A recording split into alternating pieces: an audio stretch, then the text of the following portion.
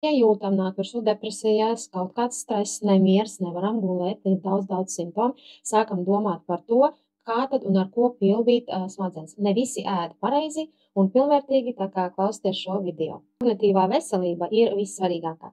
Smadzenēm ir nepieciešamas būtiskas uzturvielas, lai tās pareizi darbotos. Eksperti uztver, ka ēdot sabalansētu uzturu, kas bagāts ar augļiem, dārzeņiem, saliktajiem ogļu hidrātiem un veselīgajiem taukiem, var, protams, nodrošināt nepieciešamo vitamīnu, minerālu vielu un antioksidantus, kas nepieciešami asai domāšanai un atmiņas saglabāšanai.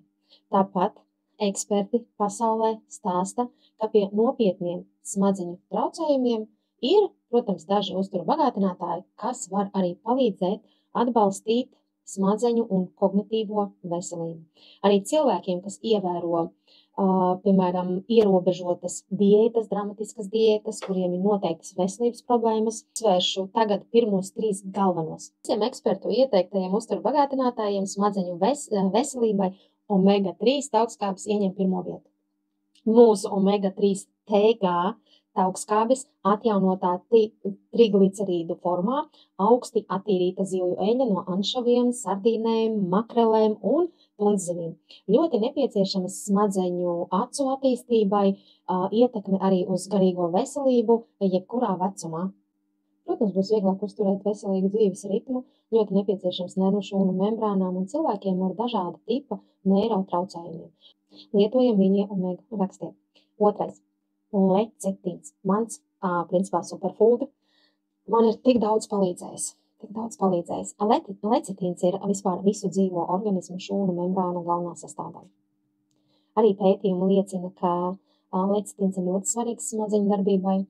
Var arī samazināt smadzeņu un citu slimību risku, protams, visu laicīgi jālieto.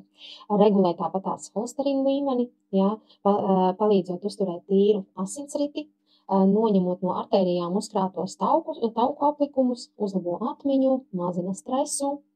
Lecitīns ir saistīts tauku metabolismu regulēšanā, arī tāpatās pātrina aknu audu struktūrāro atjaunošanos, medikamentu, vīrusu, alkoholu, nikotīna, toksiskās ietekmes gadījumos, tā kā lecitīns ir ļoti vērtīgs. Ja, man viņš ir patstāvīgi mājās, tā kā droši pie manis arī jūs varat iegādāties. Nu tad lūk, trešais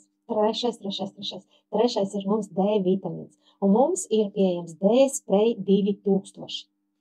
Lai gan D vitamīns saukts par saules vitamīnu, kas patiesībā ir hormons, D vitamīnam ir simtiem svarīgu funkciju ķermenī, un tas būtiski labi palīdz smadzeņu veselībai. Pētījumi liecina, ka D vitamīns svarīgs agrīnai smadzeņu attīstībai, un tā trūkums ir saistīts ar tādiem stāvokļiem kā atkal demence, depresija, autisms, šizofrēmija un daudzas citas slimības. Lai gan labākais D vitamīna avots ir saules iedarbība, šis uzturu bagātinātājs ir ļoti nepieciešams ziemas mēnešos vai strādājam iekštelpās, lietojam sauļošanās līdzekļus, kad pārklājam ādu, jums ir, kad arī tumšāka āda, vai arī, kad ir aptaukošanās.